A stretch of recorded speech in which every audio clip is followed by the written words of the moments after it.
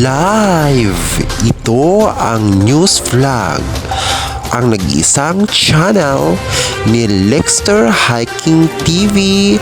Usaping iba't iba pa dito lang sa Lexter Hiking. So ayan, live na live tayo ngayon. Broadcast tayo. Uy. Okay. Ngayon, no, ito po si Lexter. Ito po ang boses ng taong bayan. Pag-usapan ang mga show at ngayon. No? Namin na tayo ng tarot ay tatanungin kung ano po ang mga posibleng mangyayari o posibleng kita natin, no? Ngayon, kung ito po ba ay malas or ito po ba ay siniswerte ka ngayon. Okay. Ito natin sa tao ngayon, no? Kung ikaw ay napanganak ngayong taong August 19. Ayan.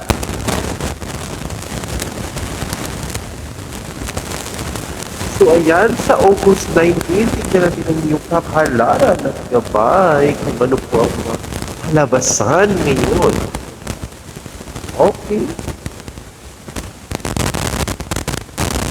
Sa ngayon is posible po ngayong August 19, ito ay pinanganak ngayon. Posible pong may mga swerte na dumadating sa iyo.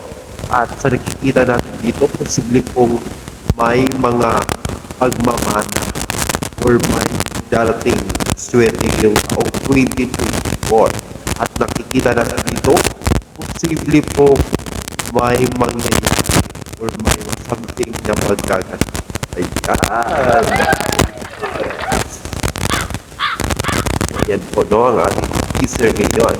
Kung sa mga issue naman tayo, no, sa mga issue, usapin issue, bayang lalakihan. Dito naman tayo sa showbiz, no? Totoo po ba na, no, na nagkakahiwalay na ba sila Katniel sa mga kat na supporter dyan? Kasi ano na, walang forever na nangyayari. Okay, naghihiwalay na sila. Bakit kaya showbiz ngayon naghihiwalay na? Long live? Sino kaya po ang long live?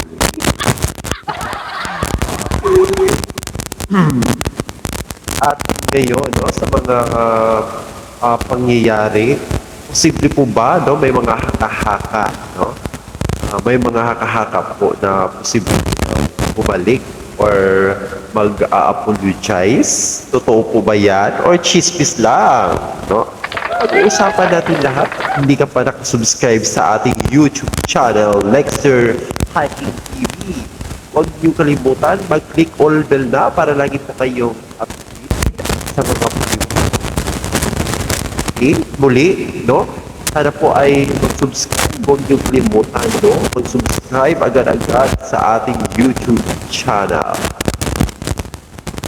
Issue ngayon, no? Nga magpapalik ba ulit sila Katniel, si Catherine at saka si sino kaya, no, ang ipapalit ni Daniel?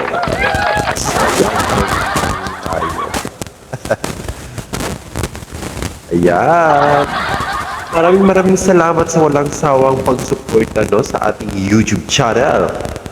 Nagsusupport yan, no, magsha-shoutout muna ako. Nagsusupport yan si Kapiso Vlog, no, ayan. Maraming salamat kay Kapiso Vlog.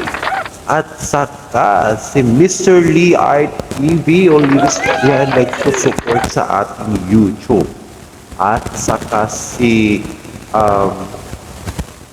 Ate Beb, no? Ate Beb, at saka si Ate Bing. Ayan, no? Sa mga silent viewers, supporter dyan, maraming maraming salamat sa walang sawang pag-suporta. Issue naman tayo, no? Issue naman tayo sa usaping mga love life dyan na nawala na. Pero sa totoo lang, actually, based on my experience, kasi malatagal talaga, wala pong forever dito sa mundo. Nakadepende na lang po sa respeto at kung paano mo ito dalhin ang relasyon. No? Ito po ay mga experience lamang. No? So, yung nakakalampas lang po, actually dumating din sa point na ikaw ay kahit gaano kapakaganda, kahit gaano kapakayaman dyan, kapag ang pagmamahal ay walang respeto at parang hindi natin i-convince, no, for tawag natin kapag tayo ay nandyan na sa luklukan na mahal at malayo ng yung sarili ninyo, parang gusto na ninyo na mag-individual kayo. Kaya po ang point dyan is respeto na lang dapat, no? Dapat is kapag gusto niyo long live po kayo or hindi po kayo dapat maghiwalay is dapat ay magre-respeto kayo. Dapat po ay tignan kung ito po ba ay karapat-dapat. Pero sa ganong sitwasyon, nakadepende lang po, baka may mga pinagkugutan, no? Hindi natin alam. So, ayan. Next. At ngayon is nandito po tayo ngayong gabi. Ito po ay pagsalaysay, no, at pagsalakay sa ating kababayan dyan sa Mindanao, no? Yung binubomba naman, no? So,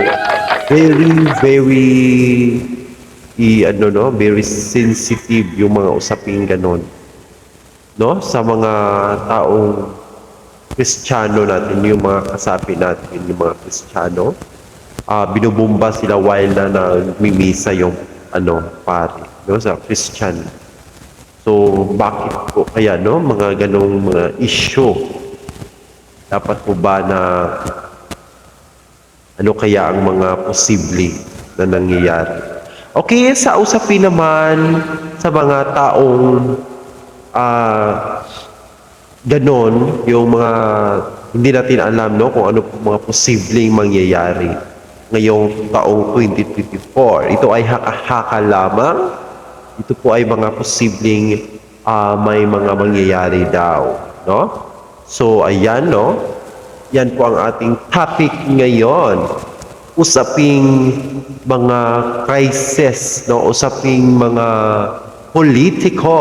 So, ayan. Usaping pagmamahal na magkakahiwalayan.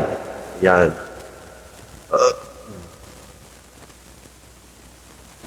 So ayan, no, ito po ang ating gabing usapin kasi gabi na po.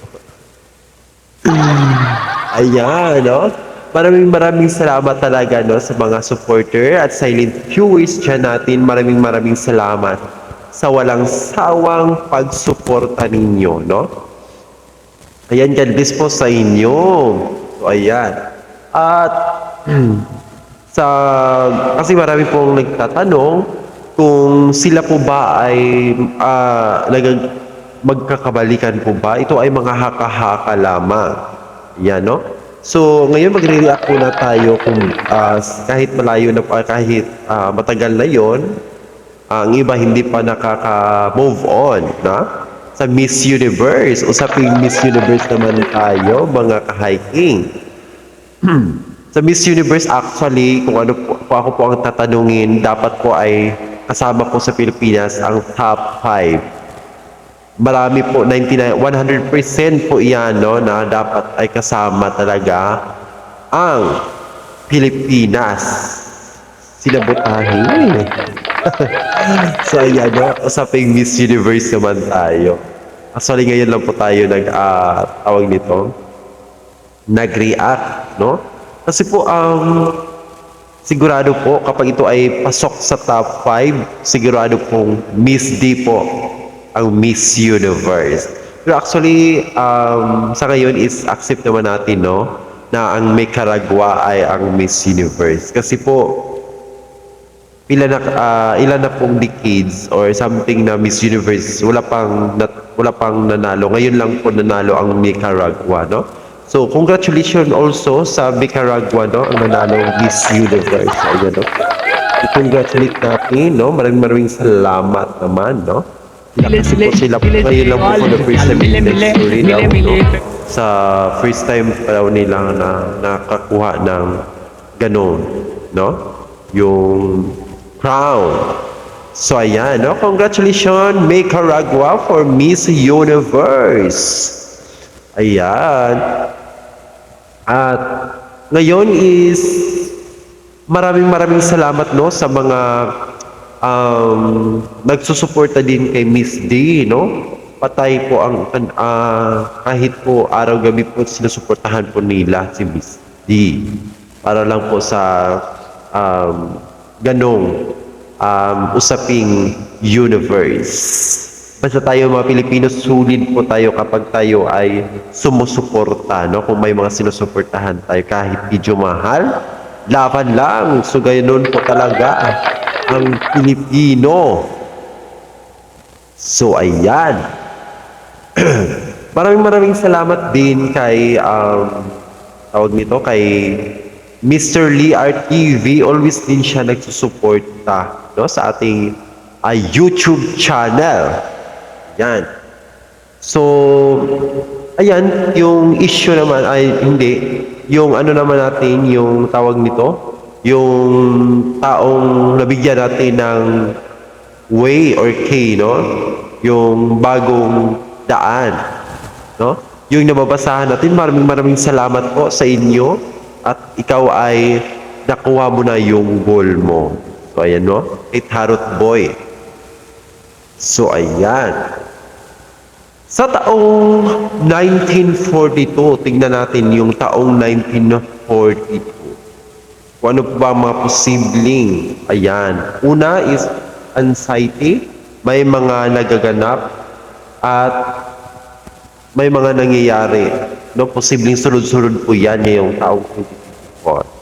Okay, at sa taong 1993, tingnan natin ang kanyang kapalaran sa taong 1993. Okay, posibleng makagkaroon ng panibagong buhay ngayong 2024, pasok. At may makukuhang negosyo. Mag-ingat-ingat po kayo kasi makakuha ka po ng negosyo. At sa nakikita natin dito, posibleng sisurtihin sa pag-ibig ngayong taong 2024. So ayan, no, maraming salamat. Congratulations natin sila, no, sa mga swerte. Pero yung hindi naman sila swerte, congratulations din natin kasi yan po ay sabay at gabay lamang sa ating kapalaran. Kasi hindi po mabubuo yung swerte kapag wala pong malas sa buhay. So ayan po, no, laging nagsasabi po na dapat mo i-accept, no? Dapat natin i-accept kung ano man ang mga posibleng nangyayari sa ating buhay dahil yan po ay mga lumalabay lamang kung sa Bisaya pa, no? Or something mo pass way lang yan, no? Or something na umiiwas lang yan sa ating buhay. Hindi po steady lang po na lugmok tayo dahil po ang kapalaran natin ay parang isang mapa. So ayan, no? May mga pagsubok na dapat nating harapin. Ayan. Nakasubaybay yan, no?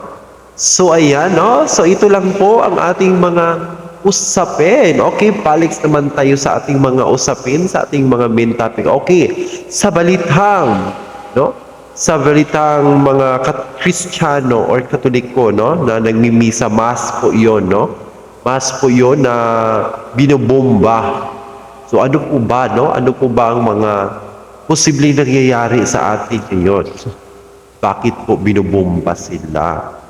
Masakit po isipin, no? Bilang Kristiyano, ikaw ay nawalan taya dyan sa loob ng convention hall at ikaw ay binubomba. So ipanalangin lang natin yung mga kapatid natin na nasawi at saka mga damages, no? Ayan po.